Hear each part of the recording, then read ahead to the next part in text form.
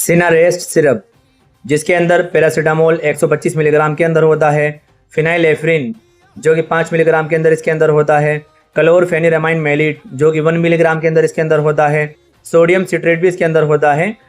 यह syrup सेंट्रू company manufacture करती है, जो कि टोटल 75 ml का आता है, जिसका MRP 133 रुपये कुछ पैसे होता है। यह सिरप बच्चों में जैसे सर्दी जुकाम, कॉमन कोल्ड, इन सब के लक्षण में राहत देता है, बुखार और सर दर्द में काम आता है, नाक बंद हो जाने पर, नाक बहने पर, बच्चों में छींक आने पर इसको यूज़ किया जाता है। बच्चों में जैसे कि गले की खराश और एलर्जी, खुजली, वाटरी आइज़, इन सब में काम करता है। खांसी में बलगम ढीला करने और आसानी से बाहर निकालने के लिए भी इस सिरप का यूज़ किया जाता है।